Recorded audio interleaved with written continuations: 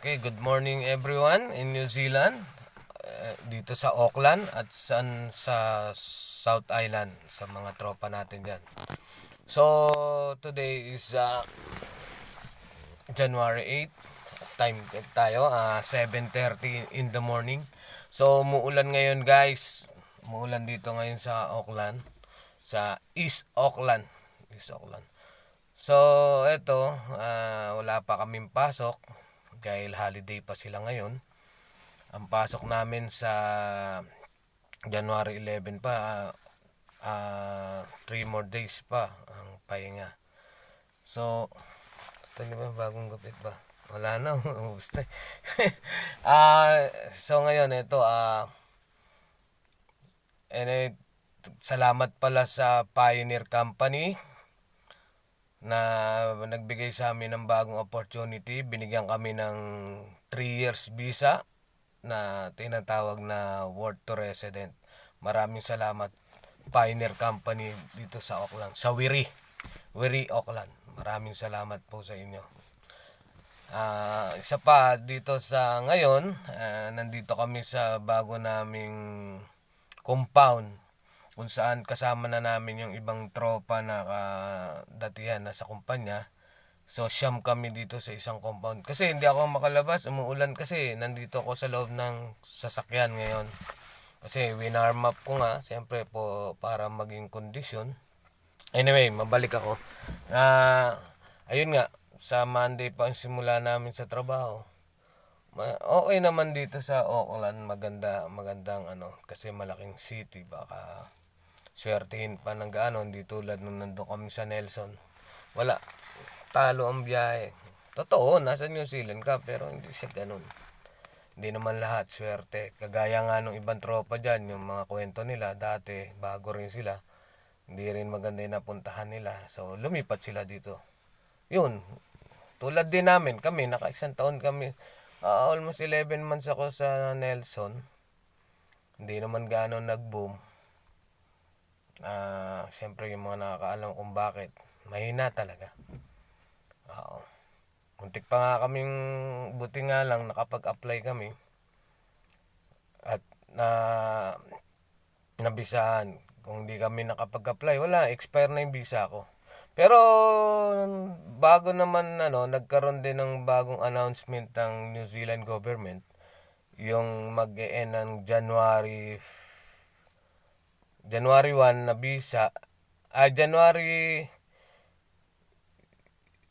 yung visa na mag-e-end ng January 30, 2021, yung ma-expire hanggang ganun, may extension ng 6 months. Kaya pasok pa rin kami magiging extension ng 6 months. Pero salamat na rin at maaga kaming nabisaan ng company ng 3 years visa. By November, na-receive ko na yung visa ko. So, siya na yung ginamit ko. Ang totally guys, napakaganda ng ng nakabisa ka na 3 years. So, once na nagpa-hospital ka, marami benefits. Unlike, nagamit ko na nga eh. So, yung before na nagpa-check up pa ako, nandun pa ako sa Nelson, pa-check up ako na GP, yung GP rito, nagpa-appointment ako na tinatawag nilang doktor to yon, pero tawag dito kasi GP.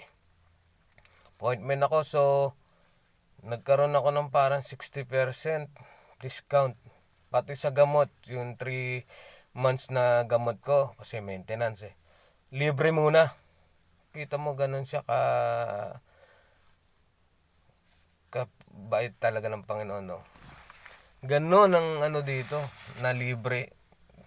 So, siguro bago ko matapos yung gamot ko, magpapa-appointment ulit ako dito sa malapit sa amin, sa mga hospital, para magkaroon ako ng continuous medicine. Pero siguro bibili na yon, pero hindi ko pa rin sigurado. Oo. So guys, ito ngayon, nandito ako ngayon sa kotse. Kita nyo, bago na, nakapanibago, hindi na yung Toyota Corsa. Hindi na yan. Kasi naibenta ko yun dun sa Nelson. Kasi hindi ko pwedeng ibiyahe yun. Unang-una, pasang-awa na yun sa WOP, yung tinatawag nila yung warranty of fitness. Pasang-awa na yun. Kasi marami ng diferensya sa makina, lalo sa makina noon. Talagang every week akong nagsasalin, almost 1 liter. Pamasok ko lang sa trabaho. Ang balikan ko sa trabaho is 22 kilometer. Nagdadagdag ko lang sa isang linggo, napaka gastos. Kaya tsaka ang model noon 1998, pagka pinawop ko yon, hindi yun mabibigyan ng 1 year. Unlike sa medyo modelo, yung 2002 pataas, pagka pinawop mo yan, bibigyan ka ng 1 year. Napakaganda nun. Tsaka na, siyempre, dollar na rito, napakamahal, di ba? Yun ang isa din sa inana namin. Pareho kami nung kasama ko, binenta namin sakyan namin kasi hindi talaga pwedeng ibiyahe kasi lumang modelo. Kaya naman pagtyagaan kung pantrabaho, pero anong travel kagaya dito? Wellington to Auckland, almost 9 hours ang biyahe. Wala, giba yun. Magigiba. Yung palang biyahe namin mula Nelson, papuntang Picton kasi nag-ferry kami. Sinakay namin sa ferry yung ito kasi nakapag-loan na siya dun sa Christchurch. Kuha siya sa sakyan. Yan ang ginamit namin. Medyo bago, 2006 model. Nakuha niya. Pero ako hindi ako nag-loan kasi namahalan nga ako. Yung naitira kong pera na sana kong ipadala, ginamit ko muna kasi kaysa sacrifice ko na lang ng mga ng weeks. Siguro naman magsweldo ng maganda, ipadala ko naman. Kasi pag nag-loan ako, nagdodoble. Biro mo times 2 yan. Parang hindi lang. Sobra, ang laki. Talagang nakakapanghinayang. Pwede ka naman magtyaga. Yung luma nga na pagtyagaan. Bakit hindi mo pa mapagtyagaan yung medyo bago-bago? Hindi. Yung iba kasi kala nila, bakit gusto mong bagong sasakyan? Hindi. Hindi mo kailangan ng bago. Yung malinis at maganda ang pagka-maintenance lalo sa makina dahil yan ang buhay ng sasakyan eh. Kasi dito, ang inaano na dito ng sasakyan, yung WOP. Yung warranty of fitness. Pag yan hindi na pumasa at na-checkpoint ka, ay yari na yung visa mo. Yun ang hindi naintindi na iba. Kaya yung iba dyan na nagtatanong bakit kailangan mo medyo upgrade sa... Totoo yun. Kasi iwas ka sa huli. Iwas ka sa mga konting aberya sa sasakyan. Dito pag na-aberya ka rito, dito, sa New Zealand, pag sasakyan mo, nasa motorway,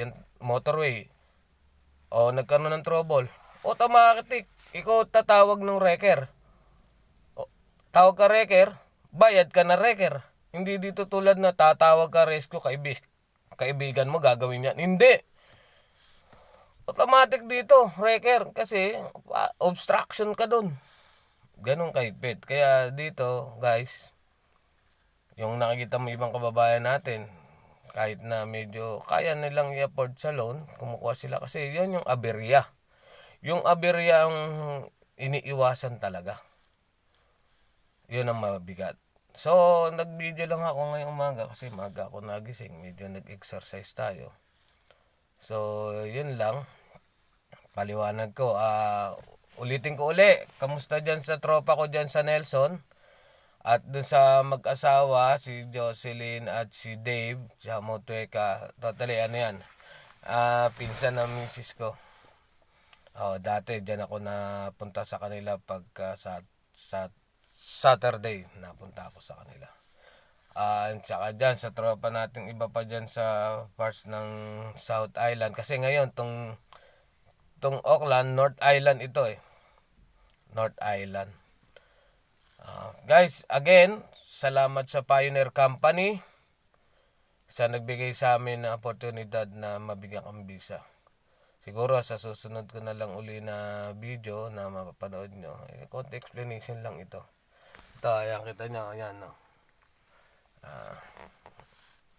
Katas yan ng Hindi muna pagpapadala. Joe! Hindi, totoo yun. Totoo yun. Kasi kailangan sa trabaho, hindi naman kayang bisikleta. Ako, kung may bisikleta, pwede ako. Kaso, pag ganitong umulan, unang-una, ang pasok ko, minsan pasok kami alas 2 madaling araw, alas 3 ng madaling araw. Sabi nga ng mga datihan dito, minsan nga alauna ng madaling araw may pasok. So, paano gagawin mo? Saan ka kukuha ng public transport na? O, tataksi ka? Santa Maria, Bulacan. Hindi pwedeng ganun. Dito, basta makarating sa trabaho, okay na yun. Kahit ano, hindi naman na, wala naman dapat piliin. Ano lang, practical lang ba? O, ganun lang yun. Kaya yung mga dyan, maraming tanong-tanong kaysa ganito, ganyan, bakit? O, ano, ewan ko sa inyo. Basta ako, I hope na makuha ko yung mag-ina ko. Okay guys, again, good morning sa inyo dyan. At ingat kayo lagi, lalo yung nasa trabaho, mag-ingat kayo. Watch this video, Man Parungo YouTube channel. And bahala na kayo. Okay guys, thank you. And good luck and God bless to all. Bye.